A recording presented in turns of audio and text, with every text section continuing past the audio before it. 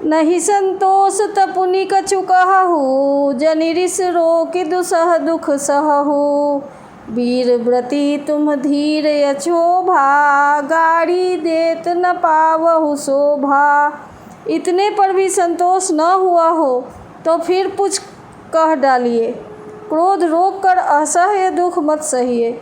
आप वीरता का व्रत धारण करने वाले धैर्यवान और क्षोभ रहित हैं, गाली देते शोभा नहीं पाते। सूर समर करनी करही, कही न जनावही आप।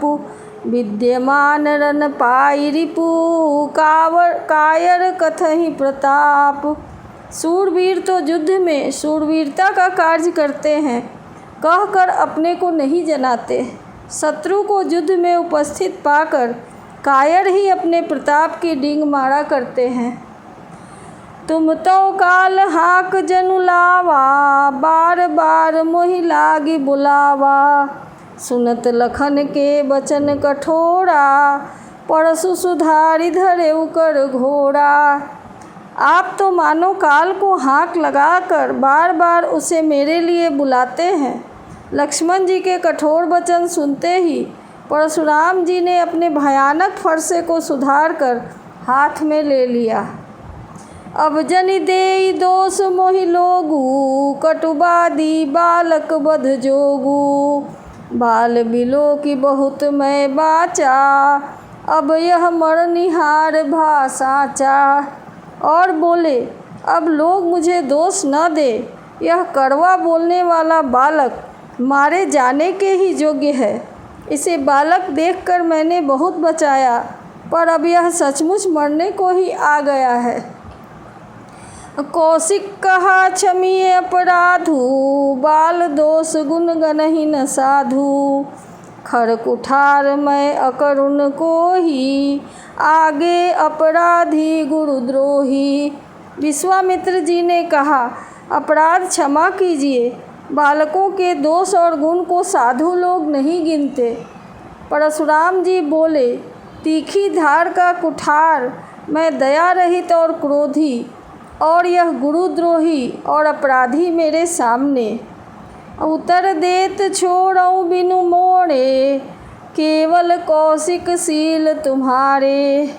न तहि काटि कुठार कठोरे, गुरहि उड़िन होतेउ श्रम थोड़े। उत्तर दे रहा है, इतने पर भी मैं इसे मारे बिना छोड़ रहा हूँ। सो हे विश्वामित्र, केवल तुम्हारे प्रेम से, नहीं तो इसे इस कठोर कुठार से काटकर थोड़े ही परिश्रम से गुरु के ऋण से उड़ीन हो जाता। गाधि सूनु कह हृदय हसी, मुनि हरिहरई न सूझ। असमय खार न ऊख मया, अजहु न बूझे अबूझ। विश्वामित्र जी ने हृदय में हंसकर कहा, मुनि को हरा ही हरा सूझ रहा है।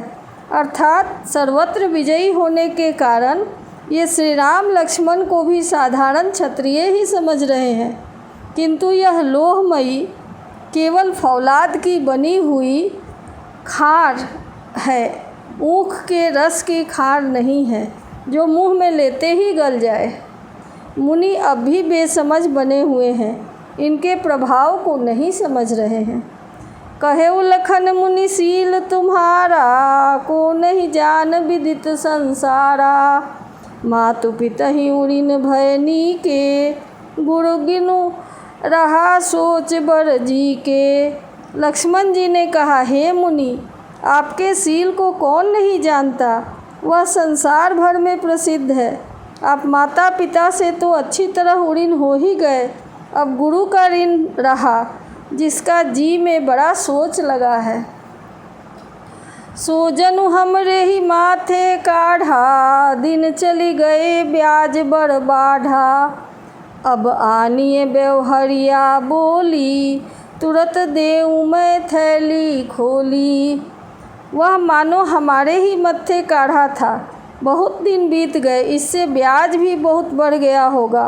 अब किसी हिसाब करने वाले को बुला लाइए तो मैं तुरंत थैली खोल कर दे दूँ। सुनि कटु बचन कुठार सुधारा, हाय हाय सब सभा पुकारा। भृगुबर परम देखावहु मोही, विप्र विचारी बचौ निपद्रोही। लक्ष्मण जी के कड़वे वचन सुनकर परशुराम जी ने कुठार संभाला। सारी सभा हाय हाय करके पुकार उठी। लक्ष्मण जी ने कहा, हे भृगुश्रेष्ठ, आप मुझे फरसा दिखा रहे हैं, पर हे राजाओं के शत्रु, मैं ब्राह्मण समझकर बचा रहा हूँ। मिले न कबहु सुभट रन गाढ़े, द्विज देवता घरहि के बाढ़े। अनुचित कही सब लोग पुकारे, रघुपति सै नहीं लखन निवारे। आपको कभी रणधीर बलवान वीर नहीं मिले। हे ब्राह्मण देवता, आप घर ही में बड़े हैं। यह सुनकर अनुचित है कहकर सब लोग पुकार उठे। तब श्री रघुनाथ जी ने इशारे से लक्ष्मण जी को रोक दिया। लखन उतर आहुति सरिस, भृगुबर कोप कृशानु। बढ़त देखी जल सम बचन, बोले रघुकुल भानु। लक्ष्मण जी के उत्तर से जो आहुति के समान थे, परशुराम जी के क्रोध रूपी अग्नि को बढ़ते देखकर रघुकुल के सूर्य श्री रामचंद्र जी जल के समान शांत करने वाले वचन बोले।